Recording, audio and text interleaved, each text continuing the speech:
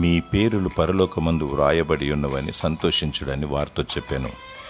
లూకాసు వార్త 10వ అధ్యాయము 20వ వచనము. మనుషులు భూ సంబంధమైన వాటి మీద దృష్టి ఉంచుతారు. అందము, ధనము, సంపద, హోదా, చదువు, జ్ఞానము, వీటిని బట్టి ఆనందిస్తూ ఉంటారు. పరలోకపు విలువ, దాని మర్మము తెలియకుండా సాతానుడు మనోనేత్రములకు గురుడితనము కలిగిస్తూ ఉన్నాడు.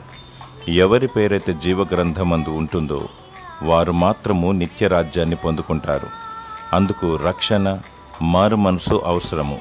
యేసే ప్రభు అని ఎవరైతే భూలోకములో ఒప్పుకుంటారో వారిని యేసయ్య పరలోకములో ఒప్పుకుంటాడు. నిత్య నరకానికి గురి కాకుండా నిత్య రాజ్యాన్ని కోరుకుందాం. సర్వలోకాన్ని సంపాదించుకొని మన ప్రాణాన్ని పోగొట్టుకుంటే ఏమి ప్రయోజనము? దేవుడు నిన్ను సంతోషము, సమాధానము చేత నిత్యము దీవించునుగాక. ఆమేన్.